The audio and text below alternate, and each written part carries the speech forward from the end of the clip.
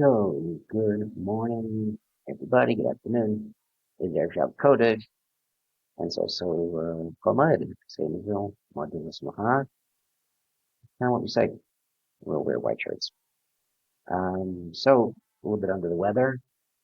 So, my voice is a little bit normal today, so you're welcome. Doesn't sound the same as usual, so it sounds a little better, I think. Yes, me. It's been an interesting week. Then again, we're under the weather. I haven't been able to do too much, except working. Get to learn a little bit, get to see the family. My parents came in from Fancy Flatbush, years ago. And here we are. Here we are. Get ready for Shabbos. Get ready for the last day. Official Pesach coming up. So, one of the mitzvahs that we have is first Omer. So those taking score at home. So far, number five. Hopefully, you're up to there. If not, you've got a problem. Another number you're up to. Um, This comes really right in the middle. We have Pesach, we have Shavuos, and literally, we're not in the middle, actually, kind of toward the beginning. We have Shvishal Pesach right in the middle of Sfiras Omer, or toward the beginning of Sfiras Omer. There's an interesting medrash that says, Omer Yochanan, Olam, Alti Mitzvahs, Omer, Shema Beinecha. The mitzvah of Omer shouldn't be small in your eyes. So Yochanan, not referring to Sfiras Omer per se, but it's referring to the mitzvah of Omer. So there's the carbon Omer, second day of Pesach, you bring the carbon, and you can now eat grain that's new, Hadash grain.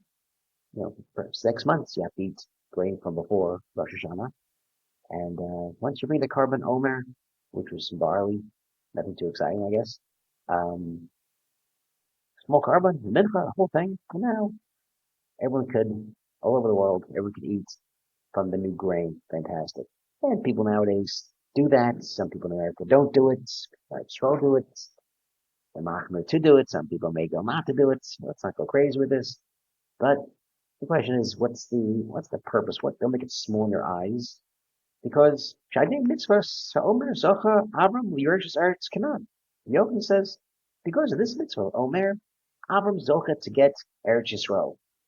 So then it's even a stranger question. Why should we make it small? Why is it small? Why is it not? Why is it small? And why is this mitzvah getting to Eretz Yisrael? Rabbi Yochanan, Bris Milah, I get. Bris Milah, that's important. Korban Pesach, that's important. But the Omer, which is just grain, you're cutting the grain, you bring it to carbon, that mitzvah, don't make it small, because that's how. So the Yeshiva Shalom has an interesting approach where we're looking at our progression, not just us, ourselves, including ourselves actually, but also the people of Mitzrayim. The people had really had nothing going on with them. No mitzvahs, no kabbanos, no Torah, nothing really Mitzrayim. And they were able to get out of Mitzrayim with very little. Uh, but it's on us it's on them to grow 49 days from Mitzrayim all the way to Matan Torah. And this is their progression. And what Yochanan is trying to say, according to Shalom, is don't make it small. Because even something that's very small, something that's really not important or something that doesn't take too much, can lead to huge things. That's right. People that had no mitzvahs, no Torah, nothing. And look at that. Just from one evening of believing in Hashem, believing in God, during Bris Milah, in Pesach, they're able to leave Mitzrayim, get these miracles done for them, go to Kriyas Yamsuf, and get the Torah, the highest level. Literally, you can see the Shekhinah, you can see Malachim, hear the voice of Hashem.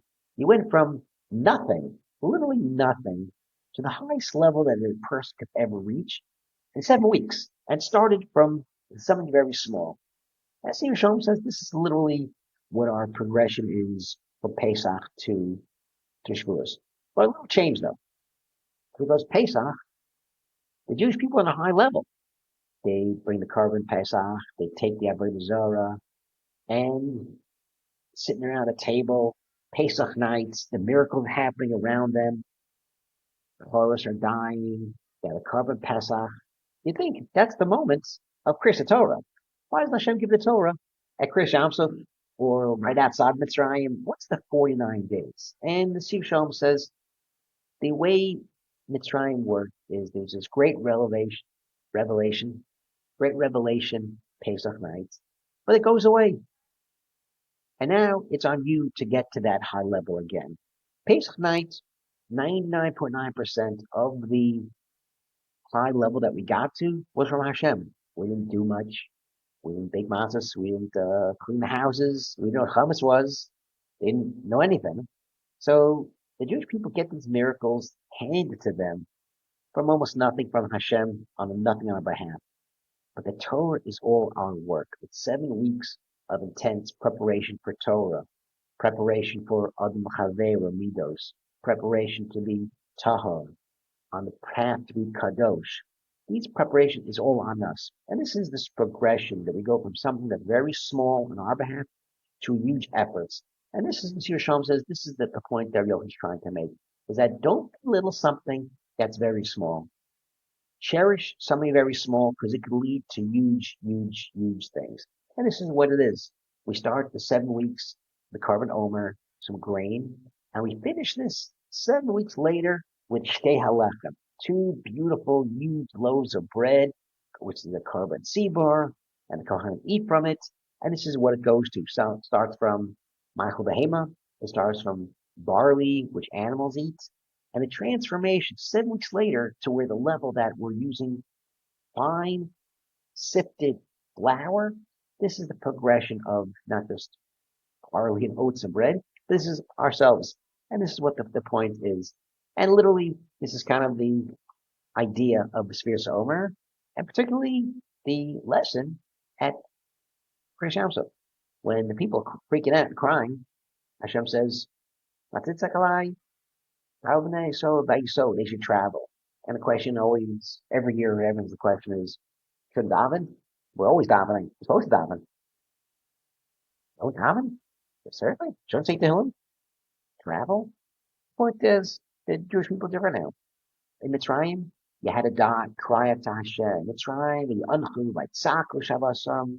You had to cry out. That was the point of a Jewish person.